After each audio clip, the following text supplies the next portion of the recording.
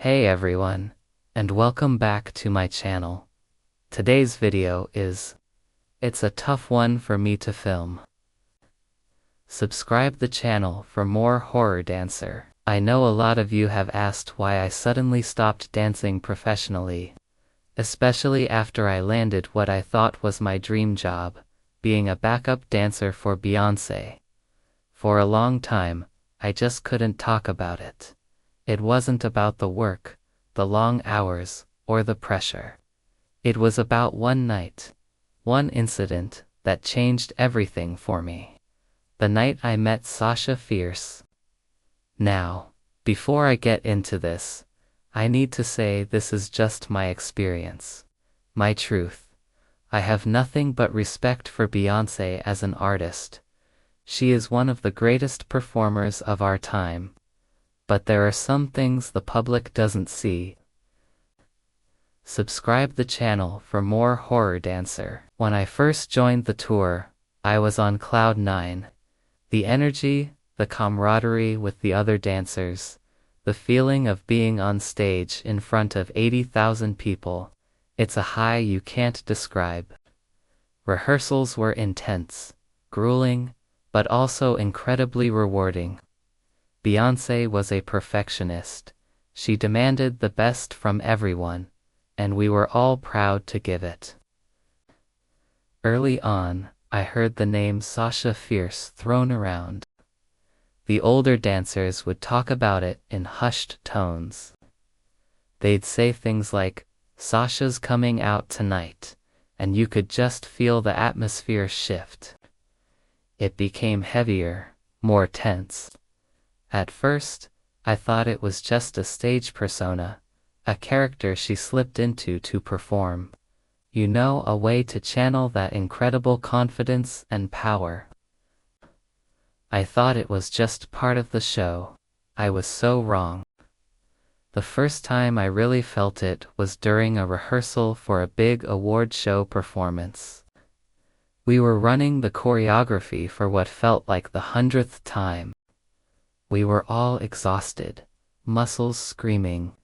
Beyoncé was in the zone, but she seemed different. Her movements were sharper, almost predatory. Her eyes had this intensity that was more than just focus. It was unsettling. One of the newer dancers missed a cue, just a small mistake, but Beyoncé stopped everything. The music cut out, and the silence was deafening. She didn't yell. It was worse. She just stared at the girl, a long, cold stare. And she said, in a voice that was not her own, "Sasha doesn't tolerate mistakes." The room went ice cold. The girl started crying silently. No one said a word. We just started the routine again from the top. That was my first glimpse, and it scared me. But the night I'm talking about, the night that made me walk away, was a few months later, on the European leg of the tour. We were in a huge, ancient arena, the kind of place that feels like it has ghosts. The show was incredible. The crowd was electric. Everything was perfect. But backstage, the vibe was off. The senior dancers were quiet, avoiding eye contact. I remember one of them, a girl named Maya, pulling me aside. She looked pale. She just said, "Be careful tonight. Stay in the light. Sasha is strong tonight." I didn't understand what she meant by stay in the light, but her fear was contagious. The show ended. The encore was done, and we were all heading back to the dressing rooms, buzzing from the performance. I was one of the last ones off the stage. I'd dropped a hair clip and doubled back to get it. The main stage lights were off, but some of the technical blue work lights were still on, casting long, eerie shadows. The huge arena was empty and silent. It was incredibly creepy. As I stood up, I saw a figure standing in the center of the stage, in the darkest part, just outside the reach of the lights. It was Beyoncé, but it wasn't. She was just standing there, completely still, facing away from me. I called out, "B, are you okay?" No response. I started walking towards her, feeling a knot of dread tighten in my stomach. "B, the bus is leaving soon," I said, my voice sounding small in the vast space. As I got closer, I could see she was wearing her final costume, the one covered in crystals that shimmered even in the dim light. But something was wrong. Her posture was rigid, unnatural. I was about 10 feet away when she slowly turned her head. It wasn't the warm, smiling Beyoncé I knew from rehearsals. It wasn't even the demanding, perfectionist artist. The face that looked at me was a mask of cold fury. Her eyes were the scariest part. They were dark, almost black, and completely devoid of any emotion or recognition. It was like looking at a stranger, a predator. And then she spoke. The voice that came out was low, a guttural sound that didn't seem human. It echoed in the empty arena. She said, "You are in my space." It wasn't a question, it was a command, a threat. My blood ran cold. This wasn't Beyoncé, this was Sasha Fierce. And Sasha Fierce was not a performance persona. It was something else, something real, and something terrifying. I couldn't move. I was paralyzed with fear. My heart was hammering against my ribs so hard I thought it would break. She took a step towards me, and her movement was fluid, impossibly fast, like a shadow detaching from the wall. She wasn't walking, she was gliding. The crystals on her costume didn't jingle. There was no sound at all. Just this terrifying presence moving towards me in the dark. I finally found my feet. I didn't say another word. I just turned and ran. I ran like I'd never run before. I didn't look back. I sprinted through the backstage labyrinth, burst out the door, and didn't stop until I was on the tour bus.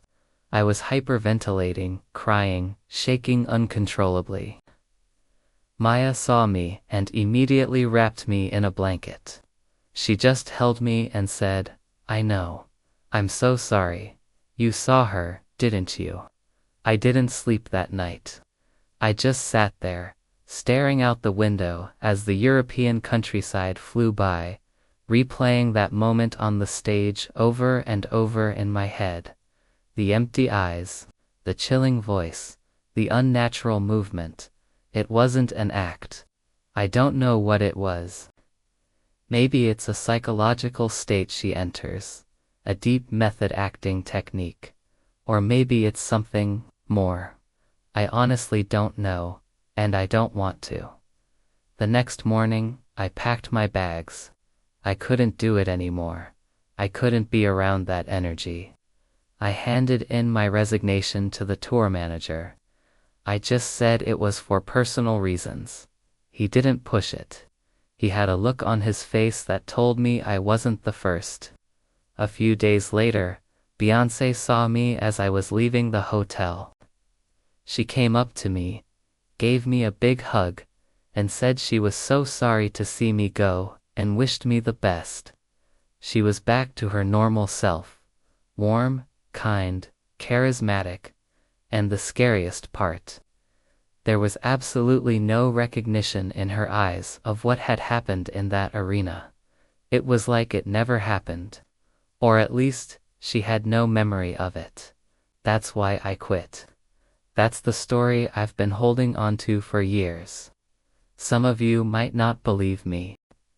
You might think I'm exaggerating or making it up for attention, but I'm not.